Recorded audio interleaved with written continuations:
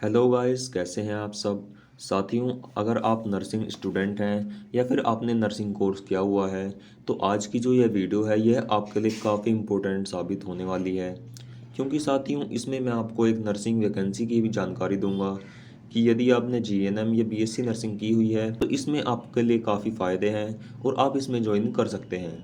और इसमें मैं आपको बताऊंगा कि यदि आप जीएनएम के कैंडिडेट हैं तो आप इसके फॉर्म को भर सकते हैं या फिर नहीं, और अगर भर सकते हैं तो क्या क्या आपसे क्राइटेरिया इसमें मांगा जाएगा और क्या क्या इसमें सिलेक्शन प्रोसीजर रहने वाला है। तो इन सभी की जानकारी आपको इस वीडियो में आगे मिलने वाली है, तो वीडियो को बिल्कुल भी स्किप ना करें। और यदि आप इसी तरह की वीडियोस देखना चाहते हैं तो हमारे चैनल को भी सब्सक्राइब कर लीजिए।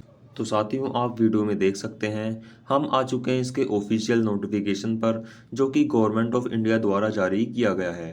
साथियों, ये जो वैकेंसी रहने वाली है आपकी नर्सिंग की, ये रहने वाली है आपके government institute of medical science यानी कि जीआईएमएस की।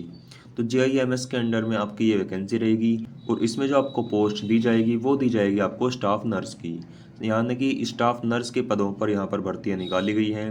तो इसके जो आगे जानकारी है वो भी मैं आपको दूंगा। इसमें यहाँ पर आप देख सकते हैं कि स्टाफ नर्स के पद के लिए ऑनलाइन कंप्यूटर बेस्ड यानी कि सीबीटी आयोजित किया जाएगा। सीबीटी 2 घंटे की अवधि का होगा और 100 अंकों का होगा, यानी कि 2 घंटे में आपको 100 क्वेश्चंस करने होंगे, जो कि सभी मल्टीपल चॉइस क्वेश्चंस होंगे। तो इस तरह से ये आपका यहाँ पर सिलेबस रहेगा। और इसमें आपको 80% क्वेश्चन आपको सैद्धांतिक ज्ञान यानी कि नर्सिंग थ्योरी के होंगे, और जो 20% क्वेश्चंस हैं वे आपके नर्सिंग के बाहर यानी कि जनरल नॉलेज के होंगे, जिसमें कि 10% कोविड से संबंधित होंगे और जो 10% क्वेश्चन हैं वो आपके अदर होंगे। यानी कि 80 क्वेश्चन तो आपके नर्सिंग के होंगे और 20 क्वेश्चन आपके इसमें जनरल नॉलेज से पूछे जाएंगे। इसके बाद इसमें कोई भी नेगेटिव मार्किंग नहीं होगी, जो कि आपके लिए काफ़ी अच्छी बात इसमें होने वाली है। और जो पेपर की लैंग्वेज है वो हिंदी और इंग्लिश दोनों ही रहने वाली है, तो इसमें आपको घबराने वाली कोई भी ज़रूरत नहीं है। तो साथियों, ये इसका पूरा सिलेबस है। अभी यदि मैं आपको इसके अप्लाई करने की इन्फॉर्मेशन की बात बताऊं तो सबसे पहले आपको इसमें अपना रजिस्ट्रेशन करना होगा और जो आपके डिटेल्स हैं वो आपको फिल करनी होंगी। जैसे कि उसमें आपको फ़ोटोग्राफ लगाने होंगे, अपने साइन करने होंगे और जितने भी डॉक्यूमेंट हैं वो आपको भरने होंगे।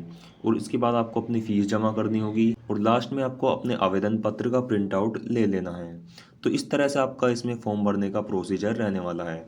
अब यदि मैं बात करूँ इसमें टोटल ऑफ वैकेंसी की, यानी कि कितनी वैकेंसी इसमें दी गई हैं, तो जो टोटल नंबर है वो आपके 255 हैं। यानी कि 255 पदों पर ये वैकेंसी निकाली गई है, जिसमें कि एससी के लिए यहाँ पर 54 वैकेंसी हैं, एसटी के लिए 5 वैकेंसी हैं, ओबीसी के लिए 69 हैं और ईडब्ल्यूएस यानी कि जनरल के अंदर आता है ईडब्ल्यूएस, उसके लिए आपकी 25 हैं। और जो अनरिजर्व यानी कि यदि आप जनरल कैंडिडेट हैं तो आपकी 102 वैकेंसी यहाँ पर रहने वाली हैं।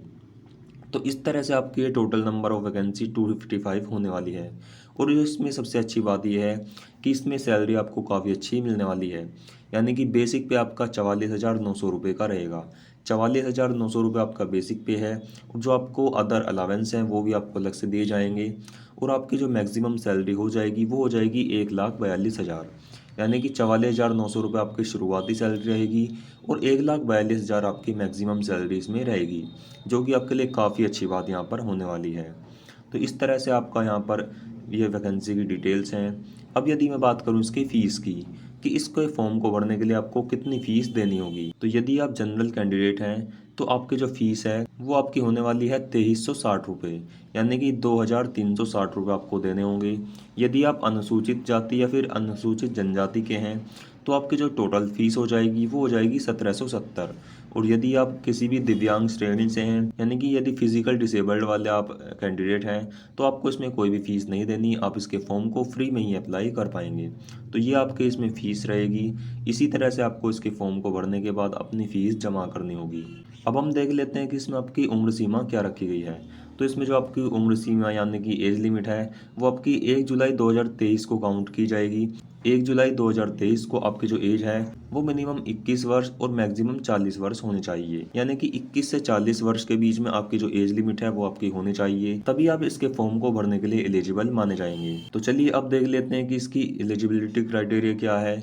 तो साथियों, यहाँ पर आप देख सकते हैं जीआईएमएस में यहाँ पर स्टाफ नर्स के पद यहाँ पर रखे गए हैं, जिनमें इसमें लिखा गया है कि छात्र जिनके पास राज्य चिकित्सा फैकल्टी अथवा इंडियन नर्सिंग काउंसिल द्वारा दिया गया मान्यता प्राप्त बीएससी नर्सिंग यानी कि 4 साल की जो बीएससी नर्सिंग है, यदि आपने वो की हुई है तो आप इसके फॉर्म को भर सकते हैं। या फिर यदि आपने पोस्ट बेसिक बीएससी नर्सिंग की हुई है 2 साल की, तो भी आप इसके फॉर्म को भर सकते हैं। और यदि आपने जीएनएम किया हुआ है तो उसके साथ साथ आपको कम से कम 2 साल का एक्सपीरियंस भी होना चाहिए। यानी कि यदि आपके पास बीएससी नर्सिंग की डिग्री है तो आप इसके फॉर्म को डायरेक्ट भर सकते हैं। और यदि आपने जीएनएम किया हुआ है तो कम से कम 2 साल का एक्सपीरियंस आपसे मांगा जाएगा डिप्लोमा मिलने के बाद का। तो साथियों, इस तरह से आपका ये इसमें एजुकेशन क्वालिफिकेशन मांगा गया है। इस चीज़ का आपको खास ध्यान रखना है कि यदि आप जीएनएम कैंडिडेट हैं तो आप इसमें तभी अप्लाई कर सकते हैं जब आपके पास 2 साल का एक्सपीरियंस हो। तो साथियों, इस वैकेंसी की जो मेन डिटेल्स हैं वो मैंने आपको बता दी हैं। यदि आपके और कोई भी डाउट हो इस वैकेंसी को लेकर तो आप हमें कमेंट बॉक्स में ज़रूर पूछिएगा, हम आपको कंप्लीट इन्फॉर्मेशन प्रोवाइड करवा देंगे। और साथियों, इसका लिंक भी आपको डिस्क्रिप्शन में मिल जाएगा, वहाँ से जाकर आप इसके फॉर्म को अप्लाई कर सकते हैं। तो चलिए साथियों, आज की वीडियो में केवल इतना ही।